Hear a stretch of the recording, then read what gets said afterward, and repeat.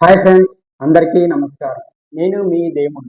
ఈరోజు మన వీడియో ఏంటంటే 10th క్లాస్ ఫెయిల్ అయ్యి ఖాళీగా ఉన్న వారికి, ఐటీఐ చదువుకున్న వారికి, అలాగే ఐటీఐ వెల్డర్ చదువుకున్న వారికి వేలల్లో జీతాలు వచ్చే ఉద్యోగాలు ఏంటో చూద్దాం.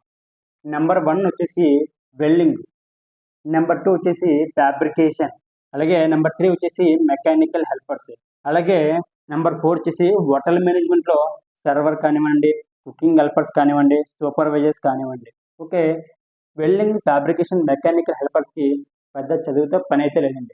బేసిక్ 10th అలాగే ఐటీఐ చదువుకుంటే ఇంట్రెస్ట్ ఉండి వర్క్ నేర్చుకుంటే కనుక ఆ మూడిట్లో కనుక మంచి అవకాశాలు అయితే ఉన్నాయండి. అలాగే హోటల్ మేనేజ్మెంట్ చూస్తే కనుక ఎంతో కొంత చదువు అయితే అవసరం. ఇంటర్ కానివ్వండి, ఐటీ కానీ తిరుగుతారు లొప్పిస్తే కనుక అందులో కూడా మనం బాగానే రాణించగలం. ఓకేనండి. ఫస్ట్ ఈ మూడింటి గురించి చూసుకుంటే కనుక వెల్డర్, ఫ్యాబ్రికేషన్, మెకానికల్ హెల్పర్ చూస్తుంటే కనుక ఒక చిన్న వర్క్ షాప్ నుంచి ఒక పెద్ద మల్టీనేషనల్ కంపెనీ వరకు వీళ్ళ అవసరం అయితే చాలా ఉంది. ఎందుకంటే ప్రతి ఒక్క కంపెనీలో వెల్డర్ అవసరం ఉంటుంది, అలాగే ఫ్యాబ్రికేటర్ అవసరం ఉంటుంది, అలాగే మెకానికల్ హెల్పర్స్ అంటే మెకానికల్ హెల్పర్గా జాయిన్ అయ్యే వర్క్ కూడా నేర్చుకోవచ్చు. సో మూడిట్లో మనకి కష్టపడి వర్క్ నేర్చుకుంటే కనుక మనకి మంచి గ్రోత్ ఉంటుంది. అలాగే ప్రతి ఒక్క కంపెనీలో కూడా వీళ్ళ అవసరం ఉంటుంది కాబట్టి మనకి ఏ కంపెనీకి వెళ్ళినా సరే ఈజీగా ఎలిజిబుల్ అవ్వచ్చు. ఓకేనండి.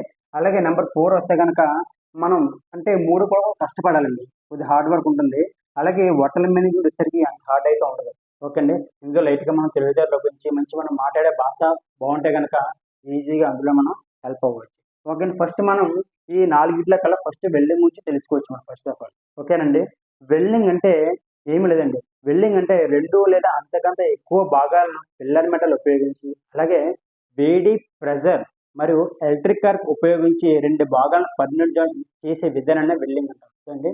ఈ వెల్డింగ్‌లో కూడా చాలా రకాలు ఉన్నాయండి. Gas welding, arc welding, MiG welding, Pig welding, submerged arc welding. ఇందులో చాలా టైప్స్ వెల్డింగ్‌లు అయితే ఉన్నాయి. అందులో ముఖ్యంగా మనకి ఆర్క్ వెల్డింగ్ గురించి తెలుసుకుంటే గనక బేసిక్‌గాన మిగతా వెల్డింగ్ గురించి ఆటోమేటిక్‌గా మనం నేర్చుకునే అవకాశం ఉంది. ఓకే అండి. అందుకనే మీకు నేను ఆర్క్ వెల్డింగ్ గురించి లైట్‌గా ఇంట్రడక్షన్‌గా ఒక వెల్డింగ్ జాయింట్ చేసి మీకు నేను చూపిస్తాను ప్రాక్టికల్‌గా. ఓకేనండి. ఇది ఆల్ స్టార్ రెక్టిఫైర్ అండి. ఇది మోడల్ నెంబర్ వచ్చి మిగ్ 500F. ఇది మిగ్ వెల్డింగ్ వాడుకోవచ్చు, అదే విధంగా ఆర్క్ వెల్డింగ్ కూడా వాడుకోవచ్చు అండి ఇది. సో దీని సెట్టింగ్స్ అన్ని ఫ్రంట్లో ఉంటాయి. మనకి మిగ్ మోడ్, అదే arc welding mode, cams, holes అన్ని ఫ్రంట్ టైప్లో ఉంటాయి. డిస్ప్లే మీద మనకి కనిపిస్తూ ఉంటాయి. సో మనం వెల్డింగ్ చేసే ముందు సేఫ్టీ పర్పస్కి గౌడ్స్ అయితే పెట్టుకోవాలి, అదే విధంగా హ్యాండ్ గ్లోవ్ చేసుకోవాలి.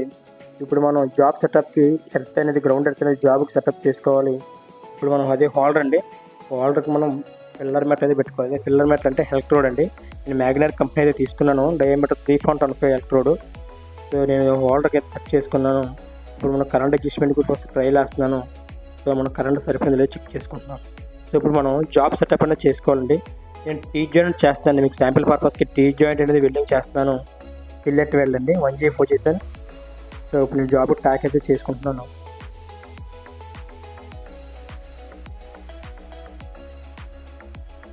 సో నేను 2 సైడ్స్ అయితే ట్యాక్ చేసుకుంటున్నానండి. సో ట్యాకింగ్ అయితే కంప్లీట్ అయిపోయింది. జాబ్ అయితే చూడండి, రిజల్ట్ అయితే సరిపోయింది. ఇప్పుడు మనం స్లాగ్ వెల్డింగ్ చేసే స్లాగ్ అనేది ఏర్పడుతుంది కదండి. స్లాగ్ నేను గ్రైడెన్స్ సహాయంతో నేను క్లీన్ చేసుకుంటున్నాను.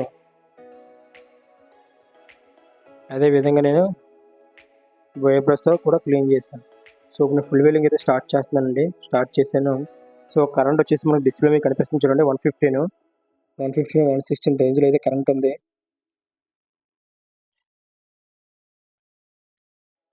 సో రాడ్ అనేది కంప్లీట్ అయిపోయింది. రెండో రాడ్ అనేది నేను హోల్డర్ పెట్టుకున్నాను. అదేవిధంగా క్లీన్ చేసుకుని స్లాగ్ అనేది వస్తుంది కదండి, ఆ స్లాగ్ని క్లీన్ చేసి జాయింట్ అనేది కంప్లీట్ చేసి జాబ్ అయితే కంప్లీట్ అయిపోయింది, జాయింట్ అయితే కంప్లీట్ అయిపోయింది. సో మళ్ళీ క్లీన్ చేసుకున్నాను. అదేవిధంగా దాన్ని ఫైలింగ్ అంటే గ్రైండింగ్ చేస్తాను. చూస్తారు కదండి, జాయింట్ అయితే చూపిస్తాను చూడండి మీకు, అదిగో. సో రెండో సైడ్ కూడా మీకు నేను ఫుల్ వీలింగ్ అనేది స్టార్ట్ చేస్తాను, కంప్లీట్ చేస్తాను.